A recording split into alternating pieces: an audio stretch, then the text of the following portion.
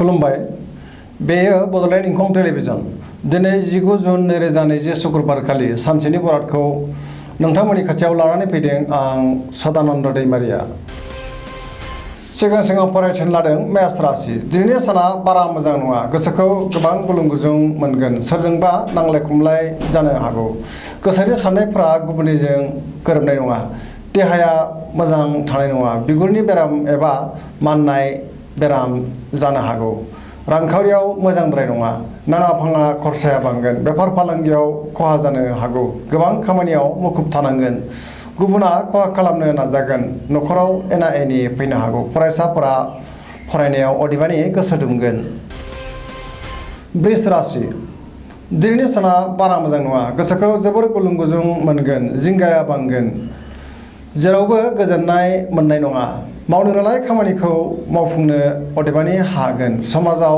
मान मोनगोन रांखावरियाव बारा मोजां नङा सोरबा लोगोआ थगायनो नाजागोन बेफार फालांगियाव मोजां नङा खहा जानो हागौ बहाबा थाङोब्ला दिनै मोजां न'खराव बिसि फिसायनि गेजेराव अनलायनाय फैगोन देहाया मोजां थानाय नङा जानाय लोंनायाव सांग्रां जानाया गाहाम समाजाव मान मोनगोन सेंग्रा सिख्लाफ्रा गोसोखौ हारसिं मोनगोन मिथुन राशि दिनैनि साना मोजां आरो गाज्रिनि गेजेरजों बाबेनलांगोन मावनो लानाय खामानिखौ मावफुंनो हानानै गोसोखौ गोजोननाय मोनगोन देहाया मोजाङै थागोन अब्लाबो जानाय लोंनायाव सांग्रां जानाया गाहाम रांखावरियाव मोजां बेफार फालांगियावबो मोजां मुलाम्फा मोननो हागोन न'खराव अनलायनाय फैगोन समाजाव मान मोनगोन गोसोनि बोलोआ बांगोन गुबुननि गोसोखौ बोनो हागोन मोजां आरो गाज्रि मोननैखौबो मोनदांनो एबा साननो रोंगोन सोरनिबा सायाव जोबोर रागा जोंफ्लांनो हागौ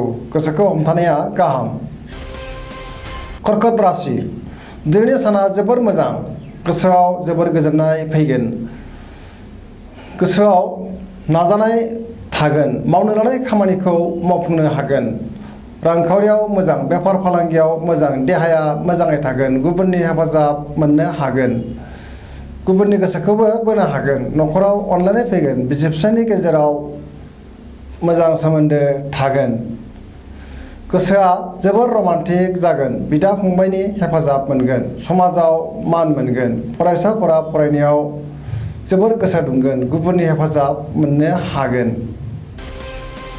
सिंह राशि दिनैनि साना बारा मोजां नङा गोसोखौ जोबोर उसाव बादाव मोनगोन गोजोननाय गैयै जागोन मावनो लानाय खामानिखौ मावफुंनो हानाय नङा रांखावरियाव बारा मोजां नङा गोबां खहा जानो हागौ बेफार फालांगियाव मोजां नङा होनजायो न'खराव अनलायनाय फैगोन गोसोनि बोलोआ लोरबां जागोन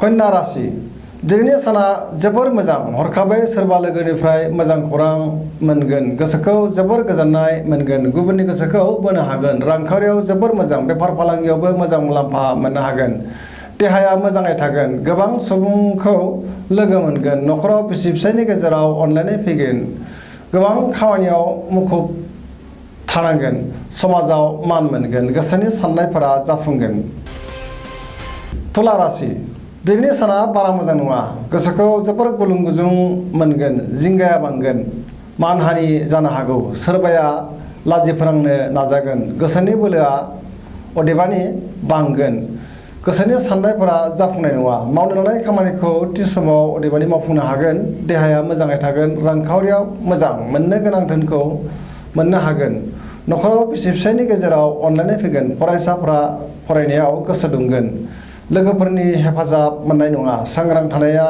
गाहाम वृश्चिक राशि दिनैनि साना जोबोर मोजां गोसोआव जोबोर गोजोननाय फैगोन मावनो लानाय खामानिखौ थि समावनो मावफुंनो हागोन गोसोनि साननाया जाफुंगोन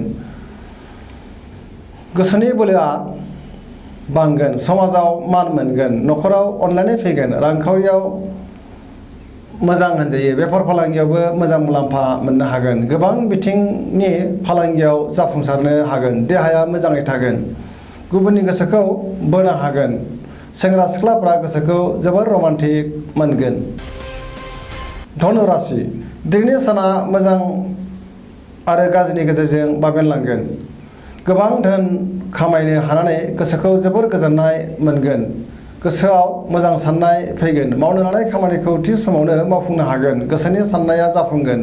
रांखावरियाव जोबोर मोजां। बेफार फालांगियावबो जोबोर मोजां मुलाम्फा मोननो हागोन। समाजाव मान मोनगोन। देहाया मोजाङै थागोन। अब्लाबो जानाय लोंनायाव सांग्रां जानाया गाहाम। न'खराव अनलायनाय फैगोन। बिदा फंबायनिफ्राय हेफाजाब मोननो हागोन। सोरबा लोगोआ गाज्रि नोजोर होखोमागोन। मकर राशि दिनैनि साना बारा मोजां नङा। गोसोखौ जोबोर गुलुं गुजुं मोनगोन। माबा जाहोनाव अपमान जानो हागौ। गुबुननि थाखाय जेंनायाव गोग्लैनांनो हागौ। मोनफ्रोमबो खामानियाव हेंथा नुजागोन। सांग्रां थानाया गाहाम। रांखावरियाव मोजां नङा। बेफार फालांगियावबो मोजां नङा। न'खराव अनलायनाय फैगोन। अब्लाबो गोसोआव टेनसन बांगोन। सांग्रां जानाया गाहाम।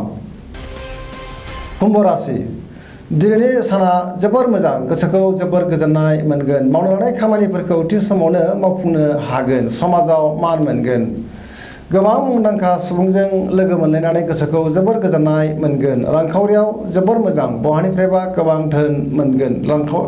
फालांगियाव मोजां होनजायो। देहाया मोजाङै थागोन। अब्लाबो जानाय लोंनायाव सांग्रां जानाया गाहाम। न'खराव अनलायनाय फैगोन। गुबुननि हेफाजाब मोननो हागोन। मीन राशि दिनैनि साना मोजां आरो गाज्रिनि गेजेरजों बाबेनलांगोन। गोसोखौ जोबोर गोनो गोथो मोनगोन। सोरबाया खहा खालामनो नाजागोन। गोसोनि बोलोआ बांगोन। गावनि साननायखौ गुबुननो दाफोरमाय। देहाया मोजां थागोन। रांखावरियाव मोजां। बेफार फालांगियाव मोजां। न'खराव अनलायनाय फैगोन। माबाफोर गोदान खामानि मावनो लायोब्ला गुबुननाव बोसोन लानांगोन। बहानिफ्रायबा मोजां खौरां मोननो हागौ। सेंग्रा सिख्लाफ्रा गोसोखौ दिनै जोबोर रमान्टिक मोनगोन। दिनैनि राशि फरायथिनाया एसेनोसै। जोबनायाव बेखौनो खावलायो जाहाथे नोंथांमोना सानफ्रामबो जोंनि बे बड'लेण्ड इंखं टेलिभिजनखौ नायबाय थायो आरो साबस्क्राइब खालामो। एसेनोसै। गोजोन्थों।